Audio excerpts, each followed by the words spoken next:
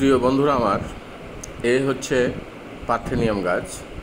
যে গাছকে আমি এর আগে লাইভে বলেছিলাম যে এই গাছটি বিষক্রিয়া জাতীয় গাছ। এই গাছে স্পর্শে যদি কেউ যায় বা কারো যদি স্পর্শ লাগে বা যেই জায়গায় লাগুক না কেন মানুষের শরীরের, সেই জায়গাটা প্রচণ্ড পরিমাণে চুলকাবে। পাশাপাশি এই চুলকাতে এক সময় দেখবেন যে জায়গাটা লাল হয়ে গেছে। এবং এই গাছ দ্বারা যদি কেউ আক্রান্ত হয় তাহলে দেখবেন যে এই গাছ দ্বারা আক্রান্ত হলে তার সবচাইতে বড় সমস্যা দেখা দেবে হাঁপানি বা অ্যাজমা। এই অ্যাজমা এমনভাবে আক্রান্ত করবে অ্যাজমা দ্বারা যে মানুষের চরমভাবে ক্ষতি হবে। এই গাছের স্পর্শ হলে আপনি যে কোনো মুহূর্তে আপনার ঘন ঘন জ্বর আসবে, তারপরে আপনার হাঁপানি দেখা দেবে, ব্রঙ্কাইটিস দেখা দেবে, আপনার বিভিন্ন ধরনের জায়গায় চুলকানি দেখা দিবে এবং শরীরের বিভিন্ন জায়গায় আপনার লালচে ভাব দেখা দেবে। ত্বক ক্যান্সার হবে এই গাছ থেকেই। এই গাছের এতই ক্ষমতা যে 10 মিটার দূরেও যদি থাকে এর রেণু দ্বারা যে কোনো মানুষ আক্রান্ত হতে পারে বা হবে।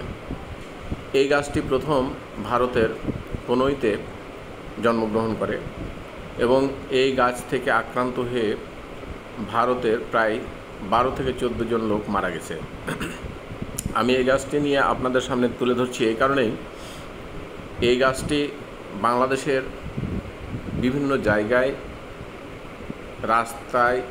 রাস্তার দুই ধারে এবং বনজ ভূমিতে, পাশাপাশি আবাদি ভূমিতেও বিভিন্ন জায়গায় এই গাছটি কিন্তু দেখা যাচ্ছে বাংলাদেশে। তো আমরা যদি সকলেই সতর্ক না থাকি তাহলে এই গাছটিকে আমরা গুরুত্বও দেবো না এবং এই গাছটিকে আমরা নিঃশেষ করতে পারবো না। এই গাছটি 3 থেকে 4 মাস পর্যন্ত জীবিত থাকে।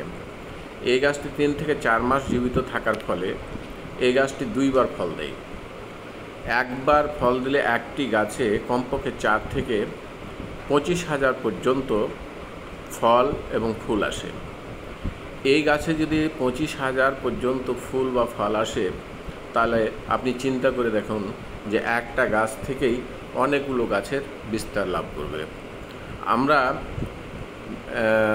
আপনাদেরকে বোঝাতে চাই বা জানাতে চাই যে এখানে শুধু মানুষ শুধু যে আক্রান্ত হয় এটা নয়, কিন্তু এই গাছ দ্বারা অনেক গবাদি পশু, অনেক কৃষক মানুষ, যারা কৃষকরা বিশেষ করে দিনমজুর বা কৃষক যারা আবাদ করে জমি, তাদের ক্ষেত্রেও কিন্তু এটা ঝুঁকিপূর্ণ গাছ, বিষক্রিয়াজাত গাছ। এই গাছের সংস্পর্শে আসলে বা কোনো গরুকে এই গাছটি লাগলে, মানে গরুর যারা বিশেষ করে রাখাল যারা গরু চড়ায় তারা কিন্তু সাধারণত যেখানে ঘাস বা যেখানে বনভূমি থাকে সেখানেই কিন্তু গরুগুলো নিয়ে যায়, গবাদি পশুগুলো। এই গবাদি পশু দ্বারা কিন্তু আপনি গবাদি পশুগুলো যে কোনো মুহূর্তে আপনার এই গাছ দ্বারা আক্রান্ত হতে পারে। তাই আমি আপনাদের কাছে বিশেষভাবে অনুরোধ করব যে এই গাছটিকে আপনারা নিধন করার ব্যবস্থা করবেন সহজে। দেখুন, আপনারা আমাদের বাড়ির চারপাশেই কিন্তু এই গাছগুলো দেখতে পাওয়া যাচ্ছে বা আমরা নিশ্চিত ভিডিও ফুটেজে দেখেছি। তা আসলে আমরা এই গাছকে মনেই করছি না যে আসলে এই গাছের এত ক্ষতি। এই গাছের যদি শরীরের কোনো জায়গায় এই গাছটি লাগে তাহলে দেখবেন আপনারা প্রচণ্ড পরিমাণে চুলকানি শুরু হয় এবং চুলকানি শুরু হতে হতে হাঁপানি দেখা দেয়, অ্যাজমা দেখা দেয় বা ব্রঙ্কাইটিসের মতো একটা রোগ দেখা দেয়। এই অ্যাজমা, হাঁপানি বা ব্রঙ্কাইটিস বা জ্বর ইত্যাদির মাধ্যম দিয়ে কিন্তু আমাদের পরবর্তীতে এমন বিরাট আকার ধারণ করে যে ক্যান্সারে রূপান্তরিত হয়। আমরা ভারতের মতো জায়গাতে যদি এই কাজটা ঘটতে পারে বা মানুষ মারা যায় তাহলে বাংলাদেশে ঘটাটা বা মানুষ মারা যাওয়াটা অস্বাভাবিক কিছু নয়। তাই আমরা সকলেই এই গাছ সম্পর্কে সচেতন হই বা মানুষকে বোঝানোর চেষ্টা করব যেন আপনারা সকলেই সচেতন হয়ে এই গাছটি নিধনের ব্যবস্থা করবেন। আসলে এই গাছটি নিধনের জন্য বেশ কয়েকটি উপায় রয়েছে। তার মধ্যে প্রধানত কেরোসিন তেল দিয়ে এই গাছটি নিধন করা যায়, কিন্তু কেরোসিন তেলও আবার ক্ষতিকারক দিক আছে। ধরেন কোনো জায়গায় যদি জলাভূমিতে যায় তাহলে জলে কেরোসিনটা মিক্সার হয়ে যায়, যার কারণে আপনার সেই পানিটা দূষিত হয়ে যায়।